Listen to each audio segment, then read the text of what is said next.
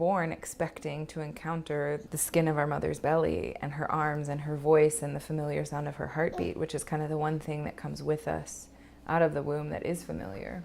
In my bones, I knew that women deserved more care at the crucial time of pregnancy and childbirth than what I saw was widely available. The language and the belief system around birth and how a woman was held in the hospital really supported the authority of the doctor, because we would say like, oh yeah, that doctor delivered my baby. Well, no, you gave birth to that baby. You know, so that's just one example of where power is sort of stripped away from women at this like time when we have the opportunity to step more fully into the depth of our power in ways that we don't always understand until we're there. I was like, I want to be a midwife so that I want to be the person in the room who people look to as an authority so that I can hand the power back to the mother. In about 100 years, you know, we went from 98 or 99% of babies being born at home to like less than 1%. It's growing again, but slowly.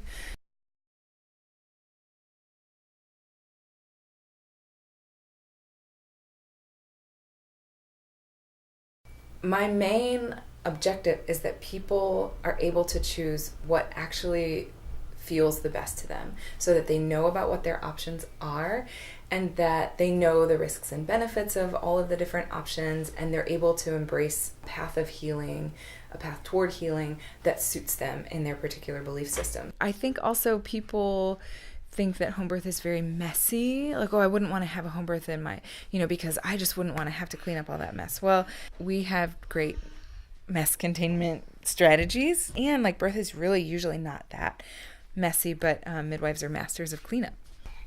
A little bit why I've chosen to follow the path of midwifery is that there's a much more holistic sense of the mother and baby as a dyad who both need to be considered and are having huge impacts on each other in the postpartum period, and up until, I don't know, like 40 years old. But clinically speaking, having that lack of continuity also allows for more things to go unnoticed or minor complications to develop into bigger problems. And when birth went into the hospitals, all of those other aspects got distilled out.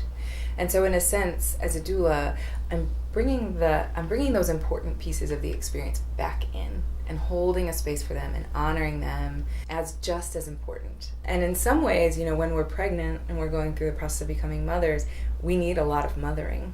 And so that there's a little bit of that comes along just in terms of offering nurturance and guiding people into their own independence in a loving way. When the baby's born, as a midwife, I'm looking to see that both mother and baby have come through that transition and are stable, that if there's a postpartum hemorrhage, I'm treating it. As a doula, I'm watching all the doctors and nurses do that in the hospital. And I'm just kind of with the family like, oh, your baby is perfect. Oh, look, he's starting to look around for the nipple. That's great.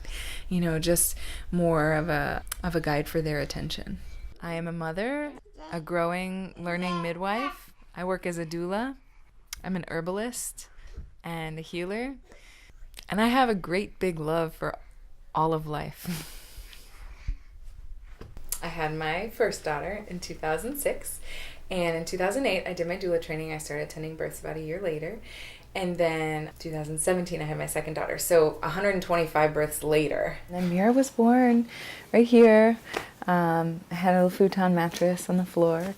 And she was born and came right up to me, right into my arms. And everything was just very slow and relaxed. And becoming a mother has been one of the most transformational experiences of my life. There's never a dull moment in motherhood.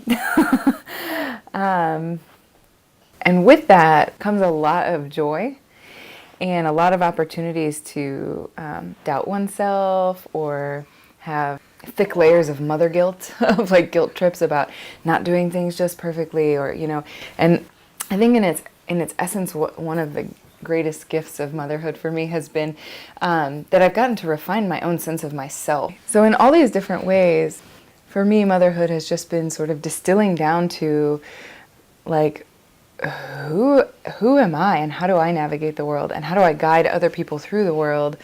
So it's just these layers upon layers of like getting down to the core of like self-knowledge in terms of trusting myself, to know what's best for me and my children, even if, and it does often go against sort of like conventional norms or even medical advice. But being a mother, yes, definitely helps. Having been through that experience, in some ways because I can like draw on my own wisdom and speak it, and in some ways because I just bring that with me into the room. I have gone through this experience of pregnancy and birth, and I sort of hold within me that blueprint. Anyone can call themselves a doula, and anyone can do the work, which in some ways is really beautiful, and I would love it to stay that way, because women who feel moved to step into this role should be able to just step into the role.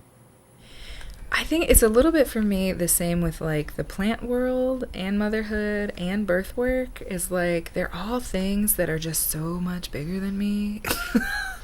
And so much bigger than I can even really conceive of.